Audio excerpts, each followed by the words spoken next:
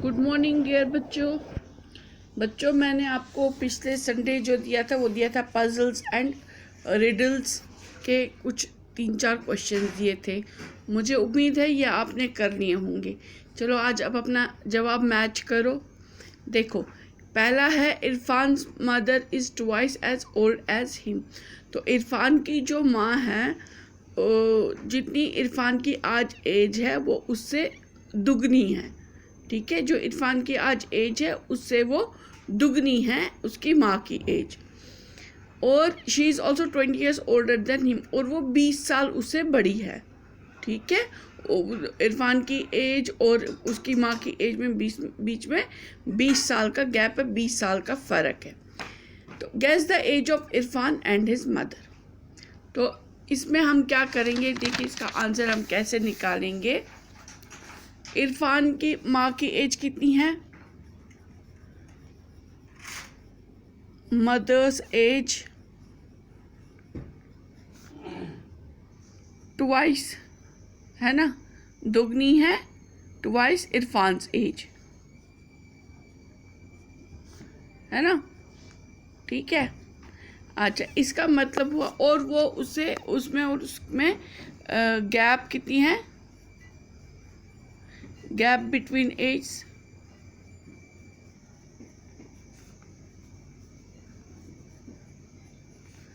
Is equal to 20, है ना, 20 years की है ना।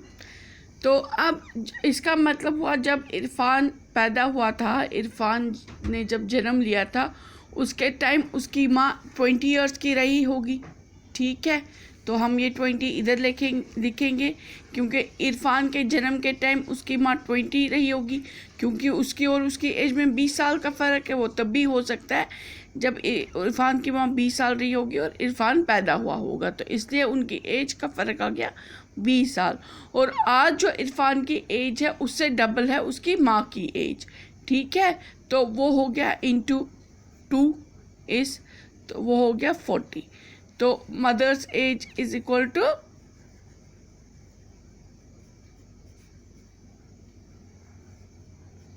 40 ईयर्स। ठीक है, तो अब बताओ इरफान की एज, अगर उसकी एज इरफान की एज है मदर की एज से दुगनी है इरफान की एज, इसका मतलब हुआ ना कि इरफान की एज है मदर की एज से आधी। तो हम क्या करेंगे, इरफान्स as therefore Irfan's age is equal to 40 divided by 2, 2 2s are 4, 0s are 0 cross, है ना। तो उसकी एज कितनी हो गई, इज इक्वल टू 20 ईयर्स। तो ये हमें आंसर मिल गया। ठीक है, अब देखा आपने कैसे कैलकुलेट किया, तो मुझे उम्मीद है आपने भी किया होगा। तो हम लिखेंगे आंसर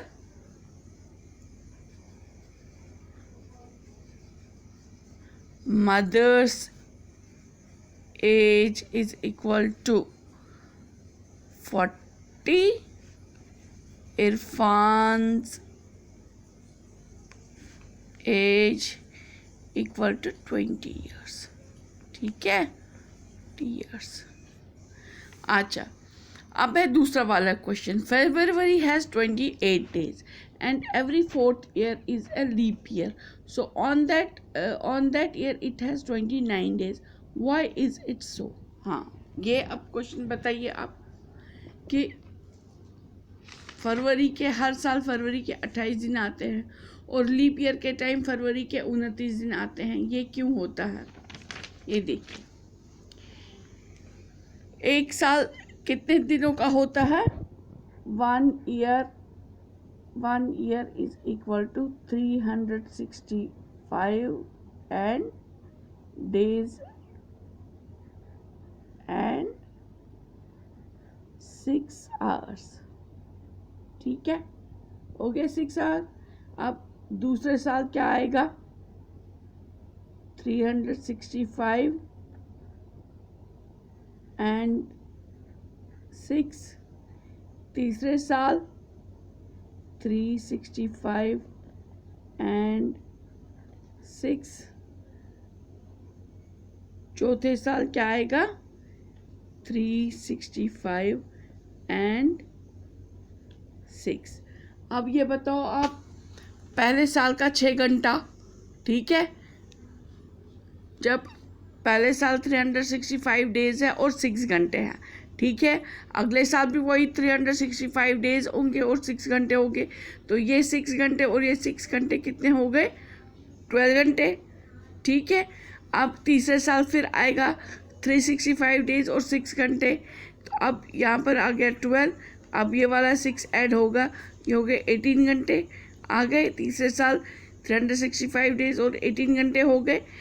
हमें यहाँ पर वैसे ही दिखना चाहिए,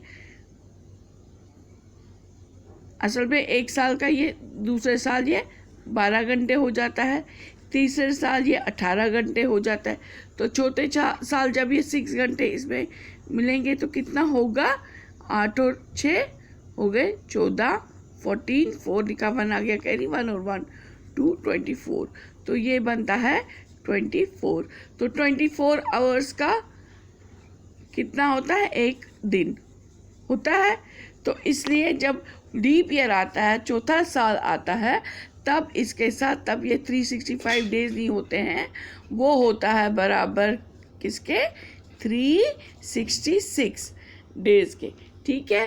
तो क्योंकि चौथे साल ये 6 घंटे ऐड होके 24 घंटे बनाते हैं और 24 घंटे एक दिन बन जाता है, एक दिन बन के ये 366 डेज आते हैं। अब ये एक दिन जो एक्स्ट्रा बन गया, अब ये फरवरी को कितने डेज होते हैं 28 डेज, बाकी डेज का हिसाब है 30, 31, 30, 31। चूँकि फरवरी के दिन में 28 डेज ही होते हैं, इसलिए फरवरी का एक दिन 29 डेज का होता है, तो इसलिए एक दिन एक्स्ट्रा हो जाता है लीप ईयर में, क्योंकि वो 366 डेज आते हैं उस टाइम पे, तो इसलिए फरवरी लीप ईयर में फरवरी 29 डेज का होता है, ठीक है, समझ के। Because 1 year is equal to 365 days and 6 hours. Therefore, 4 years is equal to 366 days. ठीक है बच्चों, आ गया समझ। अच्छा, how many weeks are in a year, कितने हफ्ते होते हैं एक साल में? ये होते हैं 52 वीक्स, एक साल में 52 वीक्स होते हैं। अब आप पूछोगे कैसे, सिंपल है, एक साल में कितने दिन होते हैं, 1 ईयर इज इक्वल टू 365, है ना। इसको डिवाइड करो 7 से, करो 7 5 35 से 6 में से 5 गए तो 1, ये 5 नीचे आएगा, ठीक है।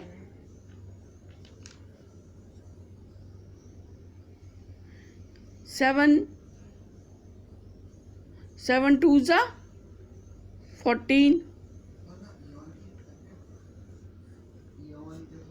पीछे क्या बचा 1।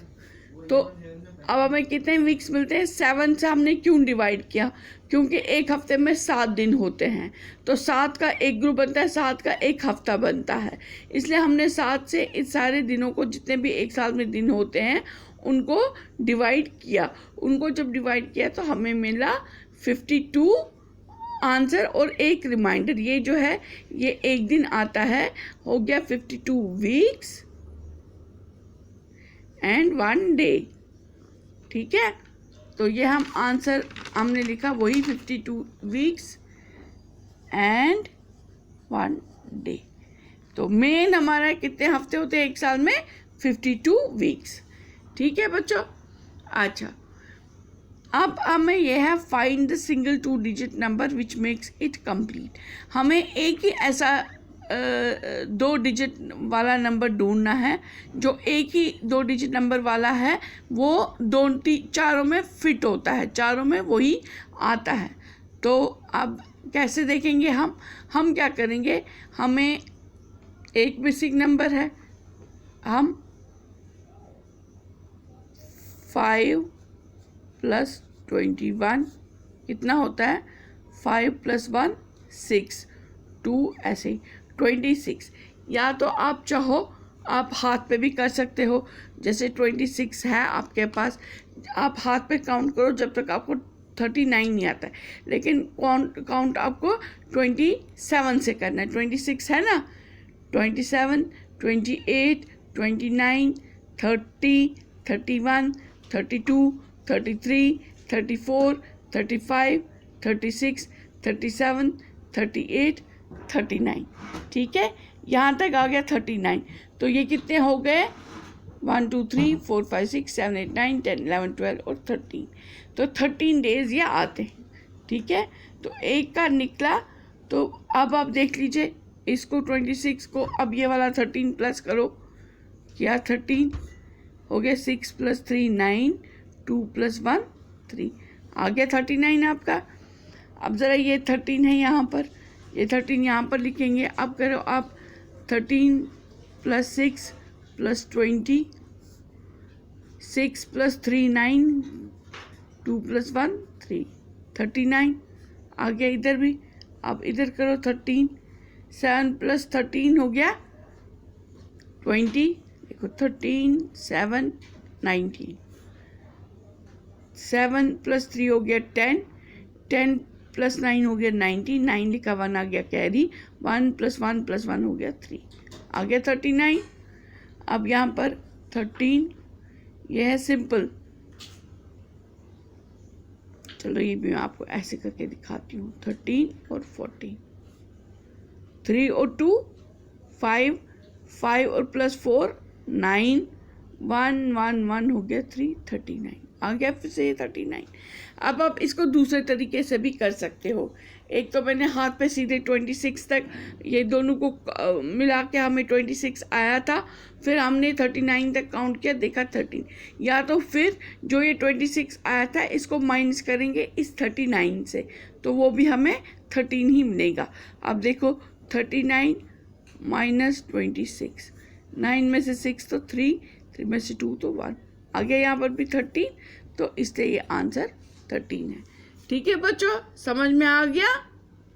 ठीक है, तो आज हम जो करेंगे, आज मैं आपको एक मल्टीप्लिकेशन ट्री दे देती हूँ, आप ये पूरा करेंगे। ठीक है, ये मल्टीप्लिकेशन ट्री है आज।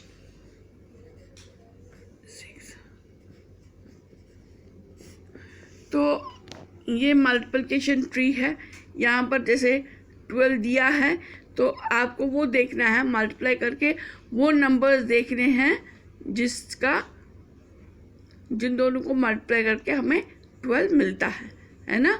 सिंपल आपको 12 के फैक्टर्स देखने हैं। अभी आपने फैक्टराइजेशन मेथड किया है, अभी आपने फैक्टर किया है, फैक्टर्स निकाले हैं अभी आप वही चैप्टर अभी भी कर रहे हैं।